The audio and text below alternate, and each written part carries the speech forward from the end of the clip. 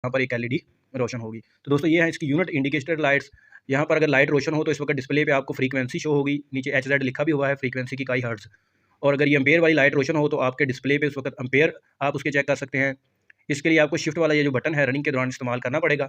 तो शिफ्ट की मदद से आप इसकी फ्रीक्वेंसी, इसके आरपीएम, एम्पेयर, और ये देखिए आरपीएम जो लिखा हुआ है यानी कि एम्पेयर और HZ के दरमियान में लिखा हुआ है, यानी कि पहले इसके फ्रीक्वेंसी आएगी, फिर उसके बाद एम्पेयर, फिर उसकी आरपीएम, और उसके बाद वोल्टेज और परसेंटेज भी आप चेक कर सकते हैं कि कितना परसेंट जो है ना वो आपका इन्वर्टर इस वक्त यूज़ में है। तो चलिए सबसे पहले इसकी नेम प्लेट को देख लेते हैं। किसी भी इन्वर्टर को इंस्टॉल करने से पहले आपने उसकी नेम प्लेट का बगौर जायज़ा ज़रूर लेना है, ताकि आपको इसकी इनपुट और आउटपुट पावर के बारे में पता चल जाए और आप इसी हिसाब से इसको सप्लाई दें। ये जो मॉडल है CHF का मतलब है कि ये एक यूनिवर्सल इन्वर्टर है। आप इसको DC और AC दोनों सप्लाई की मदद से आप इसको ऑन कर सकते हैं, इसको इनपुट पावर सप्लाई दे सकते हैं। आगे जो 1 लिखा हुआ है, 1 जो है ये इसका फर्स्ट जनरेशन का है, 00AA यानी कि एनहेंस के लिए, और 5R5G/7R5P यानी कि 5R5G/7R5P यानी कि 5.5 किलोवाट से लेकर 7.5 किलोवाट तक, मिनिमम 5.5 किलोवाट और मैक्सिमम जो है आप 7.5 किलोवाट की मोटर के लिए आप इसे इस्तेमाल कर सकते हैं। नीचे इसका सीरियल नंबर वगैरह भी लिखा हुआ है। दोस्तों हो सकता है मेरी वीडियो थोड़ी सी लंबी हो जाए, लेकिन आज की मैं एक डिटेल वीडियो बनाऊंगा जिसमें आप इसकी तमाम सेटिंग करना बखूबी सीख जाएंगे। चलिए इसके ये जो बटन है इनका कुछ तारफ़ कर लेते हैं। ये प्रोग्राम में इंटर होने के लिए या एस्केप यानी कि बाहर निकलने के लिए, ये अप और डाउन की एरो कीज़ किसी भी पैरामीटर की वैल्यू को कम या ज़्यादा करने के लिए, या अगर अगर आपका जो इन्वर्टर है वो चल रहा है तो आप इसकी मदद से कीपैड की मदद से भी इसकी फ्रीक्वेंसी भी इसकी मदद से कम या ज़्यादा कर सकते हैं। ये डाटा में इंटर होने के लिए या प्रोग्राम को सेव करने के लिए, और शिफ्ट का जो बटन है ये मुख्तलिफ डिजिट्स पे वैल्यू को चेंज करने के लिए, ये ग्रीन वाला रन वाला मोटर चलाने और रेड वाला ऑफ करने के लिए है। तो ये तो हो गया इसका इंट्रोडक्शन। तो अब इसका कवर खोलते हैं। कवर खोलने के लिए दोनों जानब प्लास्टिक के दो ये लॉक लगे हुए हैं, इनको आपने प्रेस करके ऊपर की जाने पुश करना है, तो ये वाला कवर जो है इसका आसानी के साथ खुल जाएगा। तो चलिए जल्दी से इसका कवर खोलते हैं। तो इसका ये जो कवर है बॉडी से अब अलग हो चुका है। किसी भी इन्वर्टर में बेसिकली 3 पार्ट्स होते हैं। यहाँ पर आपने केबल इसकी लगानी है पावर वाली, और अगर आप इनको कंट्रोल कर रहे हैं वायर की मदद से तो वो वाली कंट्रोल वायर भी इनमें से गुजारनी है। चलिए इसको निकाल लेते हैं पहले, ताकि आपको समझने में आसानी हो। ये इसका सबसे नीचे ये जो है पावर वाला हिस्सा है। अगर आप इनको सोलर प्लेटों के साथ लगा रहे हैं तो आपने इसकी पॉजिटिव और नेगेटिव इस जगह पर लगानी है, जहाँ पर पॉजिटिव और नेगेटिव लिखी है, यानी कि इनपुट पावर सप्लाई। लेकिन आपने पोलैरिटी का खास ख्याल रखना है। ये इसके कंट्रोल टर्मिनल्स हैं, और ये इसका कीपैड तो ऑलरेडी आप पहले ही देख चुके हैं। ये इसको मुख्तलिफ तरीके से रंग की कमांड देने के लिए टर्मिनल का इस्तेमाल होता है। तो दोस्तों आपने RS और T ये इनपुट पावर सप्लाई के लिए हैं। आपने अगर 3 फेज सप्लाई देनी है तो यहाँ पर RST यानी कि 440 AC पावर सप्लाई जो है वो आपने इस जगह पर देनी है इसकी इनपुट। और मोटर के लिए जो आउटपुट लेनी है वो हमें U, V और W टर्मिनल से मिलेगी। और लास्ट वाला जो हमारा टर्मिनल है ये अर्थिंग के लिए है, यहाँ पर आपने अर्थिंग वायर कनेक्ट करनी है। अर्थिंग का इस्तेमाल ज़रूर किया करें, ये आपकी सेफ्टी के लिए होती है। इसके कंट्रोल के टर्मिनल्स हैं। अगर आपने वेरिएबल की मदद से इसको कंट्रोल करना है, इसकी फ्रीक्वेंसी को कम या ज़्यादा करना है, तो आपको वेरिएबल की प्रॉब 10 वोल्ट GND और AI1 यानी कि एनालॉग इनपुट 1 पर लगानी होंगी। वो मैं आपको नेक्स्ट आगे इसी वीडियो में मैं दिखाऊंगा कि किस तरह हमने फिर वेरिएबल भी इस पर इंस्टॉल की, इसको 2 वायर के ज़रिए किस तरह से ऑन ऑफ करने का तरीकाकार भी। और इसके अलावा इसको आप मिली एम्पेयर की मदद से भी दोस्तों इसको जो है वो कमांड दे सकते हैं, यानी कि इसकी फ्रीक्वेंसी को कम या ज़्यादा कर सकते हैं। फ्रेंड्स इन्वर्टर को इंस्टॉल करने से पहले आपको इसके फ्रीक्वेंसी रेफरेंसेस का भी पता होना चाहिए। ये वाला जो इन्वर्टर है इसकी आप फ्रीक्वेंसी आप keypad, analogue input, HDI, serial communication, multi stage frequency 16 stage तक इसकी जो है ना वो एडजस्टमेंट जो है वो आप कर सकते हैं। इसके बाद सिंपल PLC के साथ भी आप इसको अटैच करके इसकी फ्रीक्वेंसी अप या डाउन कर सकते हैं। तो दोस्तों इसकी हमने इनपुट पावर सप्लाई लगा दी है। तो मल्टीमीटर की मदद से हम इसकी सप्लाई अभी चेक कर लेंगे। मीटर को हमने AC वोल्टेज पे सेलेक्ट कर लिया है। अब इसकी जो मीटर की दोनों प्रॉब्स हैं इसको R और S टर्मिनल पर हम लगाएंगे। 407 वोल्टेज AC पावर सप्लाई हमारे पास इस वक्त आ रही है और शो हो रही है मीटर पर। 406 वोल्ट R और T टर्मिनल पर, इसी तरह S और T टर्मिनल पर भी 406 वोल्टेज आ रहे हैं। तो इसमें जो प्रोग्रामिंग के मुख्तलिफ ग्रुप हैं, ये जो P0 ग्रुप है ये बेसिक फंक्शन के लिए है। इसके टोटल 15 ग्रुप हैं। ये जो P1 वाला ग्रुप है ये स्टार्ट एंड स्टॉप कंट्रोल के लिए। सबसे पहले मैं आपको इसके ग्रुप के बारे में थोड़ी सी इंट्रोडक्शन दे दूँ। P2 जो है ग्रुप मोटर पैरामीटर्स के लिए है, और इसी तरह ये जो P3 ग्रुप है ये ग्रुप वेक्टर कंट्रोल के लिए है। इसके बाद आ जाता है P4, और ये वाला वेरी वोल्टेज और फ्रीक्वेंसी कंट्रोल के लिए ये वाला ग्रुप है। और P5 जो है ये इनपुट टर्मिनल्स जो हैं उसके लिए। P6 आउटपुट टर्मिनल्स के लिए, उनकी सेटिंग के लिए। P7 जो है ये डिस्प्ले इंटरफेस के लिए है। P8 जो हमारा ग्रुप है ये एनहेंस्ड फंक्शन के लिए है। इसी तरह ये P9 है ये PID कंट्रोल के लिए है। और PA ये ग्रुप है simple PLC and multi speed control के लिए। PB ग्रुप जो है वो प्रोटेक्शन फंक्शन इसमें हैं, उसकी सेटिंग आप कर सकते हैं। PC ग्रुप ये सीरियल कम्युनिकेशन के लिए है, अगर आप उसकी मदद से इसे कंट्रोल कर रहे हैं तो इसकी सेटिंग यहाँ होगी। PD ये है सप्लीमेंट्री फंक्शन के लिए। और इसके बाद आ जाता है PE लास्ट में। ये है फैक्ट्री सेटिंग के लिए। तो दोस्तों ये तो थे मुख्तलिफ ग्रुप जिसका मैंने आपको इंट्रोडक्शन करवाया। अब सबसे पहले मैं आपको इसकी फैक्ट्री सेटिंग करना सिखाऊंगा। ये देखें, आपको ऊपर 2 ग्रीन एलईडी रोशन नज़र आ रही होंगी। तो आपने प्रोग्राम में इंटर कैसे होना है, ये पीई के बाद इसके जो इंटर वाला बटन दबाएंगे तो आपके पास ये P0.00 आ गया है। आपने इसको 17 पे ले जाना है अप एंड डाउन एरो की मदद से, क्योंकि ये जो P017 है ये फैक्ट्री रीसेट के लिए है। क्योंकि अक्सर इस तरह भी होता है कि हमने ये जो इन्वर्टर है किसी मशीन वगैरह से उतारा होता है, हमारे पास नया नहीं होता है, तो उस पर मखसूस फीडिंग वगैरह की होती है, उनको ख़त्म करने के लिए इसको फिर हम फैक्ट्री रीसेट करते हैं। तो ये जो इसकी 3 वैल्यू 0, 1 और 2 आप एडजस्ट कर सकते हैं। 2 जो है इस पे फॉल्ट क्लियर करने के लिए होता है, 0 होता है इस पे आप कोई एक्शन नहीं करना चाहते, और 1 अगर आप करके इसको इंटर कर देते हैं तो ये फैक्ट्री सेटिंग पे आ जाएगा। ऊपर ये जो ग्रीन एलईडीज़ हैं ये भी देखें, ये 1 है, इसको मैं इंटर करूँगा तो ये देखिए इसमें जो भी फीडिंग वगैरह थी सारी खत्म हो चुकी हैं और अब ये फैक्ट्री सेटिंग पर आ चुका है। इसके ऊपर जो ग्रीन एलईडीज़ वगैरह, रिमोट कंट्रोल और फॉरवर्ड रिवर्स वगैरह की जो भी आ रही थी वो सब की सब ऑफ हो चुकी हैं। तो इस वक्त ये जो हमारा इन्वर्टर है इस सेटिंग में आ चुका है जिस तरह न्यू या डिफ़ॉल्ट पे मौजूद होता है। तो अब इसकी आप पैरामीटर की सेटिंग करना मैं आपको सबसे पहले सिखाऊंगा। तो सबसे पहले हम जाएंगे इसके P2 ग्रुप, P2.00 इंटर का बटन हम दबाएंगे तो इसकी वैल्यू आ रही है 0। आपने इसे 0 ही रहने देना है। ये इसके मॉडल के हिसाब से होती है कि ये जो आपका इन्वर्टर है ये G टाइप है या P टाइप। तो 0 और 1 आप सेलेक्ट वैसे कर सकते हैं, लेकिन आपने इसे 0 ही रहने देना है। P2.01 इस पर हम इंटर हों तो ये लिखा आ रहा है 6 किलोवाट। ये मोटर की रेटेड पावर है कि आप कितने किलोवाट की मोटर इसके साथ लगा रहे हैं। तो आपने ये मोटर की नेम प्लेट देखकर उस हिसाब से ये फीड करनी है। मैं इसको 5.5 फीड कर रहा हूँ, 3, 4 और 5, और ये इंटर का बटन दबा के ये इंटर होगी इसकी वैल्यू। बहुत से मेरे दोस्तों ने कहा था कि अगर मोटर की नेम प्लेट पे अगर एचपी में लिखा हो तो इसको हम किलोवाट में किस तरह से तब्दील कर सकते हैं। तो उसका फार्मूला दोस्तों ये है कि 1 एचपी जो है वो 746 वाट के बराबर होता है। तो फ़र्ज़ करें अगर आपकी जो मोटर उस पर 7.5 एचपी लिखा हुआ, यानी कि 7.5 एचपी की मोटर है आपके पास, 7.5 एचपी, तो उसको आपने ज़रब कर देना है 746 के साथ, क्योंकि हमें मोटर की जो पावर है वो किलोवाट में चाहिए, तो उसको 1000 के साथ फिर हम तकसीम करेंगे तो जो हमारे पास जवाब आएगा वो किलोवाट में आ जाएगा। तो 7.5 ज़रब 746 ये 5595 तकसीम 1000, ये तकरीबन 5.5 किलोवाट हमारे पास इसका जवाब आ चुका है। यानी कि 7.5 एचपी की जो मोटर होती है वो 5.5 किलोवाट के बराबर होती है। तो लिहाजा इस पर इन्वर्टर पर हमने पहले ही 5.5 किलोवाट जो है वो फीड कर दिया है। आपने अपने मोटर की नेम प्लेट देखते हुए उसकी रेटिंग के हिसाब से वहाँ पर जो फीडिंग है वो करनी है। तरीकाकार फिर वही, यानी कि जितने एचपी उसको 740 से ज़रब देकर 1000 से तकसीम कर देना है, जो जवाब आए वो आपके मोटर के किलोवाट होंगे। तो P2.02 पैरामीटर को इंटर करें तो ये 50 आ रहा है। तो ये मोटर की रेटेड फ्रीक्वेंसी है कि जो इसके साथ आपने मोटर लगाई है उसकी रेटेड फ्रीक्वेंसी क्या है। तो ये अक्सर जो है वो 50 ही होती है, अगर तो आप इसे 50 ही रहने दें। P2.03 तो इसको हम इंटर करेंगे। ये मोटर की आरपीएम है, ये मैंने इंटर का बटन प्रेस किया तो ये 1440 आ रहे हैं। मैं आपको एक तस्वीर दिखाई देता हूँ मोटर की नेम प्लेट की। ये सीमस कंपनी की मोटर की नेम प्लेट की एक तस्वीर है। इसमें ये देखें आरपीएम यानी कि रेवोल्यूशन पर मिनट या चक्कर जो है वो क्या है 1750 लिखे हुए हैं। तो आपने अपनी मोटर के हिसाब से इसको फीड कर देना है, क्योंकि ये 900 आरपीएम में भी हो सकती है, 2900 3200 आरपीएम में भी, ये मुख्तलिफ आरपीएम में मोटर जो है वो मार्केट में मिलती हैं। आपने मोटर के हिसाब से इसकी फीडिंग कर देनी है। तो दोबारा ये चलता है 1440 में। शिफ्ट का बटन दबा के आपने जो वैल्यू चेंज करनी है उस डिजिट को पहले सेलेक्ट कर लें शिफ्ट वाले बटन को प्रेस करते हुए, क्योंकि हमने इसकी करनी है 1750। तो एरो की का ये 7 और फिर मैं शिफ्ट का बटन दबाऊंगा और इसको हम 5 कर देंगे। 1750 इंटर का बटन दबाकर हम इसको सेव कर देंगे। P2.04 ये वाला जो पैरामीटर है इसकी वैल्यू 380 लिखी हुई है। ये मोटर के रेटेड वोल्टेज हैं। तो आप देखें आपके पास जो 3 फेज सप्लाई है वो 400 से 420 के मबैन होती है। तो आप देख लें, आप इसको 400 या 410 जितना फीड करना चाहें आप उसको फीड कर दें। ये 4, उसके बाद शिफ्ट का बटन दबाया, 9 10 नहीं, हमने तो करनी है 410। तो नीचे वाला जो डाउन वाला एरो की है इसको प्रेस करते हुए मैं 410 वोल्ट करके इसको इंटर कर देता हूँ। तो ये जो मोटर की रेटेड वोल्टेज है वो भी हमने 410 वोल्ट फीड कर दिए हैं।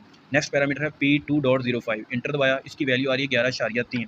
ये मोटर के रेटेड करंट है। दोस्तों इसकी फीडिंग आपने इंतहाई सोच समझ कर फीड करना है, क्योंकि अगर ये आप गलत फीड कर देंगे तो इसके इन्वर्टर पे OL1 यानी कि ओवरलोड का एरर आना शुरू हो जाएगा। तो इसका तरीकाकार भी मैं आपको बताता चलूँ। बाज़ दोस्त ये कहते हैं कि नेम प्लेट से हमें पता नहीं चलता है या लिखा हुआ नहीं होता कि कितना करंट जाए, कितना फीडिंग हमने इसकी करनी है। तो इसका जो तरीकाकार है वो भी मैं आपको, ये 11.5 वैसे हमने फीड किया है। ये नेम प्लेट से वैसे आप इस तरह देख भी सकते हैं, AMP यानी कि एम्पेयर इस तरह लिखे हुए आ सकते हैं। ये तो वैसे 25 HP की मोटर की नेम प्लेट है, तो इस पर करंट रेटिंग बहुत ज़्यादा है, क्योंकि हमने 5.5 किलोवाट उधर फीड किया है। तो उसका करंट मैं आपको निकालना सिखाता हूँ। P = फार्मूला है इसका 3 का जज़र ज़रब वोल्टेज ज़रब करंट ज़रब cos फाई या पावर फैक्टर। तो क्योंकि हमने करंट निकालना है, आई को इस जानिब रखेंगे, P उसी तरह, और इस पर 300 इसके ज़रब वोल्ट और ज़रब cos फाई, और पावर जो है हमने वो वाट में रखनी है। तो P जो कि 5.5 ज़रब फिर इसको 1000 कर देंगे क्योंकि ये किलोवाट थी। तो 300 बराबर होता है 1.732 के। वोल्टेज हमने 400 जो है 10 फीड किए थे, और cos थीटा यानी कि पावर फैक्टर 0.9। तो इसको अब कैलकुलेट कर लेते हैं और देखते हैं कि हमारे पास इस 5.5 किलोवाट की मोटर का जो मैक्सिमम करंट है वो कितना निकलता है।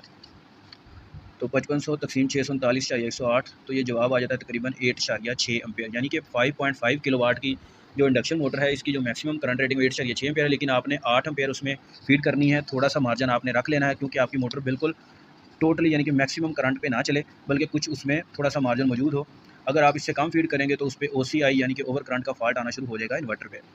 अच्छा, कुछ दोस्तों ने मुझसे सवाल किया था कि ये ट्रिपिंग के बारे में भी बताएं कि ये कितनी देर में ट्रिप होता है इन्वर्टर, अगर इस पर कितना जो है शॉर्ट सर्किट या ओवर करंट आए तो।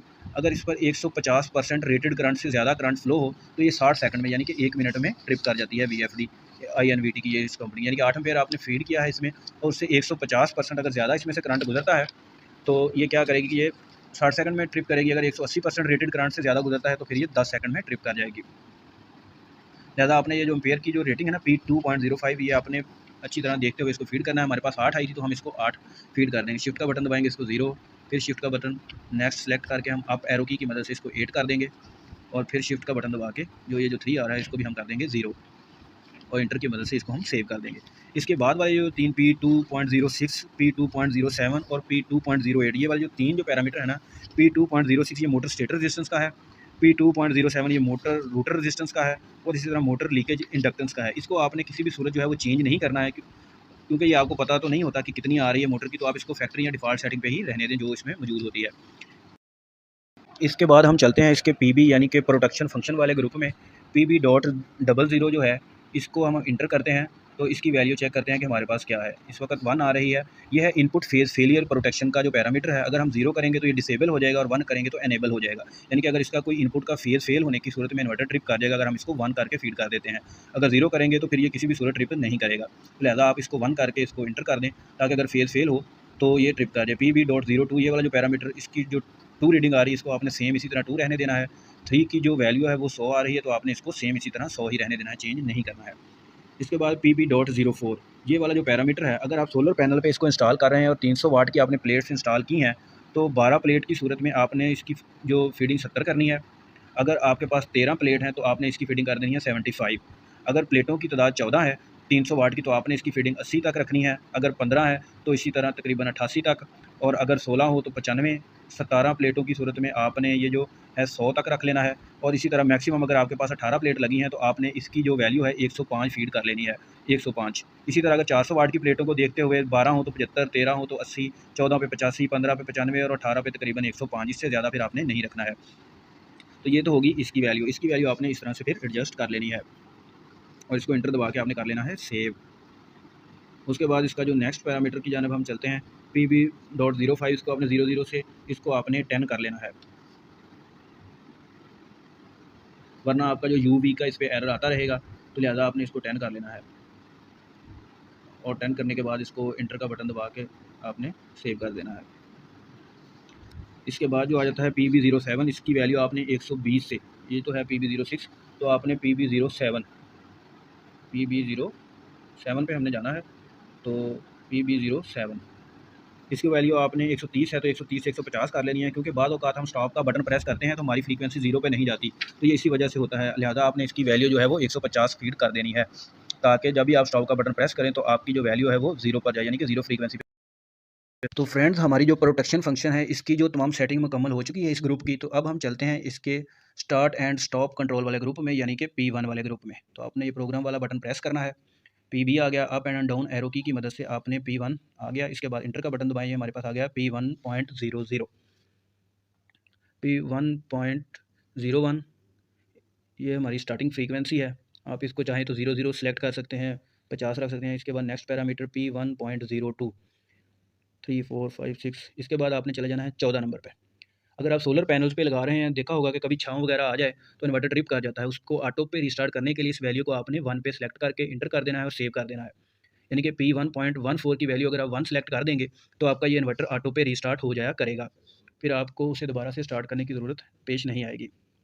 फ्रेंड्स, चलिए अब हम चलते हैं इसकी एक्सेलेरेशन टाइम और डी एक्सेलेरेशन टाइम की सेटिंग के लिए। तो P0.11 जो पैरामीटर है इसकी एक्सेलेरेशन टाइम की सेटिंग के लिए है कि मोटर को 0 फ्रीक्वेंसी से अपनी जो फीड की हुई फ्रीक्वेंसी है उस तक पहुँचने में कितना वक्त लगे।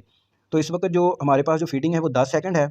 मैं इसको शिफ्ट की मदद से 0 को अब सेलेक्ट करता हूँ, इसको 15 सेकंड कर देता हूँ, और इसी तरह जो इसका डी एक्सेलेरेशन टाइम है उसका पैरामीटर है P0.12। तो इंटर का बटन दबा के इसकी भी वैल्यू चेक करते हैं। तो इसकी वैल्यू भी हमारे पास 10 सेकंड आ रही है। इसको भी मैं 15 सेकंड कर दूंगा। तो दोस्तों ये इसके स्टार्ट और स्टॉप होने का टाइम है कि कितनी टाइम में ये अपनी मैक्सिमम फ्रीक्वेंसी तक पहुँचे और कितने टाइम में ये वापस उस फ्रीक्वेंसी तक आ जाए। इसके बाद P0.13 मोटर के जो रनिंग के लिए है, किसने आपने इसको फॉरवर्ड चलाना है, रिवर्स चलाना है। तो अगर आप 0 प्रेस कर देंगे और इसको इंटर कर देंगे तो ये फॉरवर्ड चलेगी, और अगर 1 प्रेस करेंगे तो ये रिवर्स डायरेक्शन में चलेगी, और 2 जो इंटर कर देंगे तो इसका मतलब ये है कि ये किसी भी सूरत में। तो चलिए अब हम इसको जो है वो 0 सेलेक्ट कर देंगे क्योंकि हमने इसको फॉरवर्ड चलाना है। 2 अगर आप सेलेक्ट करते हैं तो ये किसी भी सूरत में रिवर्स फिर नहीं चलेगी। तो P0 से अब हम आ गए हैं इसके मेन जो पेज है, मेन पेज पे जहाँ पर हमारी फ्रीक्वेंसी जो है वो इस वक्त शो हो रही है। अब जो हमारा नेक्स्ट ग्रुप है जिसकी सेटिंग बाकी रह गई है वो है बेसिक फंक्शन वाला ग्रुप, यानी कि P0 ग्रुप। तो P0 ग्रुप के जो बाकी पैरामीटर हैं उनकी सेटिंग भी अब हम कर लेंगे। P0.0 इसकी वैल्यू जो है 0, इसको आपने 0 रहने देना है। P0.01 ये रन कमांड सोर्स के लिए है कि आप इसको जो रनिंग की कमांड है वो कहाँ से देना चाहते हैं। अगर आप 0 सेलेक्ट करते हैं तो कीपैड से, अगर 1 करते हैं ये जो नीचे टर्मिनल्स बने हुए हैं तो फिर इन टर्मिनल्स की मदद से आप इसे ऑन या ऑफ यानी कि रन के कमांड का सिग्नल दे सकते हैं। क्योंकि पहले हम इसको कीपैड की मदद से चलाएंगे, लिहाजा मैं इसको 0 करके इंटर कर देता हूँ। इसके बाद P0.03 नेक्स्ट जो पैरामीटर है, ये पैरामीटर जो है हमारा मैक्सिमम आउटपुट फ्रीक्वेंसी का है। इंटर का बटन दबाते हैं तो मैक्सिमम जो आउटपुट फ्रीक्वेंसी है वो 50 इस वक्त फीड है।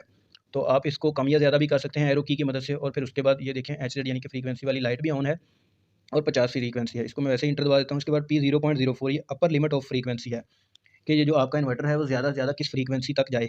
तो इसको भी हमने 50 जो है वो फीड किया हुआ है, इसको मैं 50 ही रहने दूंगा। P0.05 ये वाला जो पैरामीटर है लोअर फ्रीक्वेंसी लिमिट, कि जब हम इसको स्टार्ट लें यानी कि ये जो हमारा इन्वर्टर है कितनी फ्रीक्वेंसी से स्टार्ट ले। P0.06 ये कीपैड फ्रीक्वेंसी रेफरेंस के लिए है।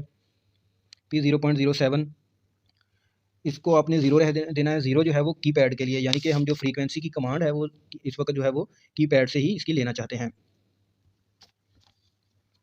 तो ये हमारी जो तकरीबन तमाम जो सेटिंग्स हैं वो तकरीबन कंप्लीट हो चुकी हैं। P0.08 ये आपको बी फ्रीक्वेंसी कमांड के मतलब भी थोड़ा सा बता दूं कि अगर आप चाहते हैं कि डबल ऑप्शन आपके पास मौजूद हो कि आप 2 जगह से इसकी फ्रीक्वेंसी कम या ज़्यादा कर सकें या इसको ऑन ऑफ कर सकें, तो इसमें ये ऑप्शन भी मौजूद है। अगर आपने वेरिएबल लगानी है, ये इसके लिए देखें एनालॉग इनपुट ऑन ऑफ के लिए, फिर इसके बाद HDI की मदद से भी आप इसका जो है इसको रन की कमांड दे सकते हैं। और यहाँ पर मुख्तलिफ सिलेक्शन भी हैं, मुख्तलिफ स्टेजेस में इसकी फ्रीक्वेंसी को भी इन जो है ना यहाँ टर्मिनल्स पर वायर लगाकर आप सिलेक्ट कर सकते हैं। तो P0.08 ये आप 0 से 2 तक इसकी सिलेक्शन कर सकते हैं। 0 है कि एनालॉग इनपुट 1 में, अगर आप 1 करते हैं तो एनालॉग इनपुट 2, यानी कि आप 0 से 20 मिली एम्पेयर में अगर आप सिग्नल दे के इसकी फ्रीक्वेंसी को कम या ज़्यादा करना चाहते हैं, वो भी कमांड 2 की सूरत में, तो आप इसकी वैल्यू को 1 सेलेक्ट कर दें। अगर आप 2 करेंगे तो ये HDI, अगर आप HDI की सूरत में इसकी फ्रीक्वेंसी कम या ज़्यादा करना चाहते हैं तो आपको ये इसकी वैल्यू फिर 2 सेलेक्ट करना होगी। लेकिन ये कमांड B के लिए है, यानी कि अगर आप चाहते हैं कि 2 जगहों पर से आप इसको ऑन ऑफ कर सकें और इसकी फ्रीक्वेंसी कम या ज़्यादा कर सकें, तो फिर आपने ये वाला जो P0.08 है ना, इसको आपने फिर उस हिसाब से एडजस्ट करना है। अगर आप नहीं करना चाहते तो आपको इसे सेलेक्ट करने की बिल्कुल भी ज़रूरत फिर नहीं है। इसके बाद आ जाता है फिर नेक्स्ट P0.09 कि ये जो B फ्रीक्वेंसी है उसकी कमांड B का सोर्स जो है वो आप क्या लेना चाहते हैं। अगर आप लेना चाहते हैं तो ठीक है, अगर नहीं इसके बाद P0.10 है, ये फ्रीक्वेंसी कमांड सिलेक्शन है। इसको आप 0 अगर कर दें तो इसका मतलब है ओनली सोर्स ए, यानी कि सबसे पहले जो आपने जो सोर्स फीड किया है यानी कि कीपैड वाला, तो कीपैड पे ही चले। अगर AI1 है, AI2 है तो वहाँ पर अगर 1 फीड कर देंगे ओनली सोर्स B, अगर 2 फीड कर देंगे तो बोथ A प्लस B पे दोनों पे जितनी फ्रीक्वेंसी होगी उनका प्लस आ जाएगी। और 3 जो है A and B both active. तो इसकी मदद से अगर ये वाला पैरामीटर की सेटिंग आप 3 कर देंगे तो दोनों फिर एक्टिव हो जाएंगे। आप किसी भी जगह से फिर इसकी जो फ्रीक्वेंसी की कमांड है वो आप फिर दे सकते हैं। तो ये आप पे डिपेंड करता है कि आप इसकी जो फ्रीक्वेंसी की कमांड है वो किस जगह से देना चाहते हैं। तो चलिए अब हम इसके साथ मोटर को अटैच करते हैं। ये मोटर में हमने वायर जो है पहले लगा ली थी उसके कनेक्शन बॉक्स में। अब इसको इन्वर्टर के साथ UVW के साथ इसकी पावर्स की वायर अटैच करते हैं और कीपैड की मदद से हम इसको चलाकर चेक करते हैं। दोस्तों अगर आपके जहन में कोई भी सवाल आ रहा हो तो आप मुझे कमेंट कर सकते हैं और कमेंट करके पूछ सकते हैं। तो मैं इंशाल्लाह आपके जवाबात के लिए, अगर मुझे नई भी वीडियो बनानी पड़ेगी तो मैं एक नई वीडियो बनाकर आपको उसके मतलब बता दूंगा। चलिए अब हम इसको चलाकर चेक करते हैं। तो अब ये हम रन वाला बटन प्रेस करेंगे। ये हमने रन वाला बटन प्रेस कर दिया है और क्लॉकवाइज हमारी मोटर ने घूमना शुरू कर दिया है। ऊपर इन्वर्टर के डिस्प्ले पे आप देखें आपकी जो, क्योंकि हमने फ्रीक्वेंसी अपर लिमिट 50 फीड की थी तो ये 50 फ्रीक्वेंसी तक जाएगी 15 सेकंड में, क्योंकि हमने इसका एक्सेलरेशन टाइम जो है वो 50 सेकंड सेलेक्ट किया था। इस वक्त ऊपर ये जो ग्रीन LEDs देखें फंक्शन वाली, इस वक्त HZ वाली LED रोशन है और हमारे पास 50 यानी कि इस वक्त फ्रीक्वेंसी चल रही है 50। शिफ्ट का बटन दबाएंगे तो ये V वाली लाइट रोशन होगी। तो V वाली लाइट रोशन हुई और हमारे पास ये जो वोल्टेज आना शुरू हो गया कि इस वक्त हमारे आउटपुट मैक्सिमम वोल्टेज 380 आ रहे हैं और करंट इसका मोटर का है 1.2 एम्पेयर। और फिर आप शिफ्ट वाला बटन प्रेस करें, 2 एलईडी रोशन हुई। इस वक्त हमारे पास आरपीएम आ रहे हैं कि मोटर के आरपीएम इस वक्त 1500 आरपीएम चल रहे हैं और ये 15% जो है वो यूज़ हो रहा है हमारा इन्वर्टर मैक्सिमम में से। यानी कि आप शिफ्ट की मदद से इसकी फ्रीक्वेंसी, एम्पेयर और वोल्टेज वगैरह चेक कर सकते हैं। मैं स्टॉप वाला बटन प्रेस करता हूँ और इस मोटर को हम स्टॉप करेंगे, तो ये स्टॉप होने में भी 15 सेकंड का टाइम लेगी, क्योंकि हमने इसका जो डीएक्सेलरेशन टाइम है वो 15 सेकंड फीड किया था। एक्सेलरेशन और डीएक्सेलरेशन के पैरामीटर में आपको एक मरतबा से फिर बताता चलूँ कि P0.11 एक्सेलरेशन का और P0.12 जो है हमारा वो डीएक्सेलरेशन का पैरामीटर है। तो मोटर इस वक्त स्टॉप हो चुकी है स्टॉप के बटन की मदद से। चलिए अब हम इस मोटर को रिवर्स या फॉरवर्ड करके चेक करते हैं। इस मोटर को रिवर्स या फॉरवर्ड करने के लिए मैंने आपको पैरामीटर जो है वो एक बताया था कि आपने जो पैरामीटर है P0.13 उसका इस्तेमाल करना है। दूसरे काफ़ी जो इन्वर्टर हैं उनमें जो इसको रिवर्स या फॉरवर्ड करने के लिए नीचे टर्मिनल में पॉइंट दिए होते हैं, लेकिन इसकी जो सेटिंग है वो आपको P0.13 पैरामीटर से करनी पड़ती है। अगर आप 0 करते हैं तो ये फॉरवर्ड में यानी कि क्लॉकवाइज चलिए इस वक्त चल रही है। इसको मैं स्टॉप करता हूँ फिर दोबारा से। आप इसको अच्छी तरह से देख लें कि ये देखें इस वक्त क्लॉकवाइज चल रही है। अब ये जो P0.13 इसको मैं अगर 1 करके इंटर कर दूंगा तो और अब दोबारा रन की कमांड यानी कि रन का बटन मैं प्रेस करूंगा तो ये हमारी देखिए मोटर जो है वो एंटी क्लॉकवाइज चलना शुरू हो गई है। यानी कि इसको रिवर्स या फॉरवर्ड करने के लिए आपको P0.13 जो पैरामीटर है उसमें फीडिंग करनी पड़ेगी। जैसे ही हमने ये फीडिंग की है ऊपर भी देखें हमारा जो रन के साथ साथ हमारी रिवर्स और फॉरवर्ड वाली एलईडी भी रोशन होना शुरू हो गई है। मोड वाली एलईडी ऑफ है और ट्रिप वाली एलईडी भी ऑफ है। सिर्फ फ्रीक्वेंसी वाली एलईडी ऑन है और हमारे पास फ्रीक्वेंसी जो है वो शो हो रही है। ये जो अप और डाउन वाली एरो की है इसकी मदद से जो है इसको सबसे पहले मैं स्टॉप वाले बटन से मोटर को एक मरतबा स्टॉप कर देता हूँ। ये जो अप और डाउन वाली एरो की है ये पियानो स्विच की मदद से हम इसकी जो 2 वायर कनेक्शन है 2 वायर कंट्रोल के कनेक्शन करेंगे। आप इसकी जगह पर सिलेक्टर स्विच या पुश बटन का इस्तेमाल भी कर सकते हैं। सबसे पहले मैं आपको अप या डाउन एरो की मदद से इसकी फ्रीक्वेंसी कम या ज़्यादा करके भी चेक करवाता हूँ कि जैसे ही आप डाउन वाली एरो की को प्रेस करेंगे मोटर चल रही है और इसकी आपकी जो फ्रीक्वेंसी है वो आप इस तरह से कम कर सकते हैं। आपने जितनी फ्रीक्वेंसी पे मोटर को चलाना है उतनी फ्रीक्वेंसी अप या डाउन एरो की मदद से सिलेक्ट कर सकते हैं। फ़र्ज़ करें मैं इसको 5 फ्रीक्वेंसी पे ले चलता हूँ 6-5, तो इस वक्त हमारी बिल्कुल स्लो आहिस्ता आहिस्ता से मोटर 5 फ्रीक्वेंसी पर चल रही है। जैसे ही मैं अप वाली फ्रीक्वेंसी को प्रेस करूँगा एरो की को, तो जितनी जितनी मैं फ्रीक्वेंसी बढ़ाते जाऊँगा उसी तरह मोटर की स्पीड भी ज़्यादा होती जाएगी। 23, 24, 25, 30, 35, 40 और ये इस तरह 50 फ्रीक्वेंसी यानी कि मैक्सिमम स्पीड की जानिब चलेगी। अब स्टॉप वाला बटन प्रेस करते हैं और आपको मैं इसका जो 2 वायर कंट्रोल सिस्टम के कनेक्शन के बारे में बताता हूँ। उसके पैरामीटर की सेटिंग जो आपको चेंज करनी पड़ेगी वो भी आपको बताऊँगा। ये वाला जो 2 वायर सिस्टम है ये इसलिए इस्तेमाल किया जाता है कि अगर आपने ये इन्वर्टर वगैरह किसी पैनल में लगाना हो तो आप किसी भी जगह से पुश बटन या सिलेक्टर स्विच की मदद से मोटर को चला सकें और बंद कर सकें। तो इसके लिए जो आपकी वायर्स हैं वो लगनी है एक कॉमन पे और एक S1 पे। तो मैंने पियानो स्विच की जो दोनों वायर्स हैं वो टर्मिनल्स के साथ टर्मिनल में लगाकर उनको अच्छी तरह से टाइट कर दिया है। एक कॉमन पे और एक S1 पे हमने इसकी जो वायर्स है लगा दी हैं। पैरामीटर जो हमें चेंज करना है P0.01 ये यानी कि रन कमांड सोर्स जो है वो हमें अब चेंज करना पड़ेगा। वो 0 होता है कीपैड से, तो हमने 0 की जगह इसको 1 कर देना है। यानी कि हम टर्मिनल की मदद से इसको कंट्रोल करना चाह रहे हैं कि हमारा जो ऑन ऑफ वाला जो रन कमांड है वो टर्मिनल की मदद से हो। आपने शायद ऊपर डिस्प्ले पे भी देखा हो कि अब लोकल या रिमोट वाली जो इसकी एलईडी है फॉरवर्ड रिवर्स के साथ साथ वो भी रोशन हो चुकी है, क्योंकि अब हमने इसको रिमोट पे ले लिया है। यानी कि 2 वायर सिस्टम की मदद से हम इसको ऑन या ऑफ करेंगे। ये देखिए मैं ग्रीन वाला जो बटन है रन वाला वो दबा भी रहा हूँ, लेकिन मोटर इस वक्त चल नहीं रही क्योंकि हमने इसकी जो सिलेक्शन है वो अब कीपैड की बजाय कर दी है टर्मिनल पे। तो मैं पियानो स्विच को जो प्रेस करता हूँ दबाता हूँ, तो जैसे ही मैंने इसको दबाया जो हमारी मोटर है उसने रन ले लिया है, मोटर चलना शुरू हो चुकी है। दोस्तों मोटर तो इस बटन की मदद से चल गई है, लेकिन अभी तक जो हमारी फ्रीक्वेंसी की सिलेक्शन है वो कीबोर्ड पे ही है। यानी कि इसके कीपैड की मदद से ही हम इसकी जो फ्रीक्वेंसी है उसको भी कम या ज़्यादा कर सकते हैं। ये देखिए मैंने डाउन वाली जो एरो की प्रेस की है तो इसकी फ्रीक्वेंसी जो कम हो रही है 31, 25, 22, 19, 18, 16 और अप का बटन दबाने से फ्रीक्वेंसी वैसे ही बढ़ रही है। अगर आप इसको भी चाहते हैं कि आप वेरिएबल की मदद से कंट्रोल करें तो इसके लिए भी मैं 10K की वेरिएबल का इस्तेमाल करूँगा और उसके कनेक्शन करके आपको बताऊँगा कि उसकी वायर्स आपने किस जगह पर लगानी है और आपको पैरामीटर में किस जगह पर चेंजिंग करनी है ताकि जो फ्रीक्वेंसी की कमांड है वो वेरिएबल से लेना शुरू हो जाए। तो मोटर को हमने बटन की मदद से स्टॉप कर दिया है। तो स्टॉप करने के बाद अब हमारे पास ये एक वेरिएबल मौजूद है, 10K की वायर बाउंड वेरिएबल है ये। इसकी ये जो 3 वायर हैं ये भी मैं आपको बताऊंगा कि आपने टर्मिनल में किस जगह पर लगानी है। तो इसकी सेटिंग पहले देखें, P0.07 जो पैरामीटर इसमें आपने जाना है और 0 की जगह पर आपने इसको 1 सेलेक्ट करके इंटर कर देना है। यानी कि अब जो हमारा फ्रीक्वेंसी कमांड जो है वो हमने इसको टर्मिनल पॉइंट पे शिफ्ट कर दिया है कि अब जो हमारी फ्रीक्वेंसी जो अप जो डाउन होगी वो टर्मिनल के साथ हमने जो AI1 यानी कि एनालॉग इनपुट 1 है, वहाँ से ये कंट्रोल होगी। हमने ये तीनों वेरिएबल की वायर जो है वो टर्मिनल्स पे कनेक्ट कर दी हैं। एक वायर लगाई हमने 10 वोल्ट पे, एक ग्राउंड पे और AI1 यानी कि एनालॉग इनपुट 1 पे एक वायर इसकी हमने लगा दी है। आउटपुट वाली जो वेरिएबल की आउटपुट वाली वायर हमने लगाई है AI1 एनालॉग इनपुट 1 पे और जो दूसरी 2 वायर हैं वो हमने 10 वोल्ट और ग्राउंड पे लगा दी हैं। चलिए अब बटन की मदद से एक मरतबा फिर मोटर को हम रन का कमांड देते हैं, रन का सिग्नल देते हैं। तो ये मैंने बटन को प्रेस किया तो मोटर ने रन लेना शुरू कर दिया है और मोटर आहिस्ता-आहिस्ता से चल रही है। अब हम देखते हैं कि वेरिएबल को मूव करने से इसकी स्पीड कम या ज़्यादा होती है या नहीं।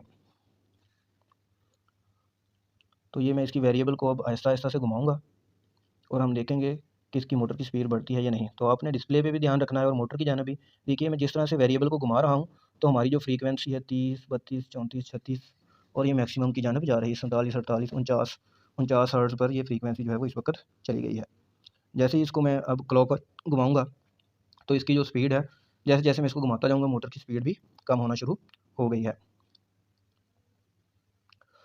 तो बहुत से दोस्त हैं जिन्होंने मुझे कमेंट्स किए थे, मैसेज किए थे कि हमें इस इन्वर्टर की जो है वो ट्रबल शूटिंग के मतलब भी कुछ बताएँ, क्योंकि इस पे जो हमें मुख्तलिफ़ किस्म के एरर आते रहते हैं, तो वो एरर आए तो हमें उस एरर को किस तरह से सॉल्व करना है, तो उसके बारे में भी कुछ बताएँ। तो दोस्तों मैंने इसकी ट्रबल शूटिंग के बारे में भी इसी वीडियो के लास्ट में कुछ थोड़ा-सा बताया है ताकि आपको पता चल सके कि कौन-सा एरर आए तो आपने किस तरह से उसको सॉल्व करना है।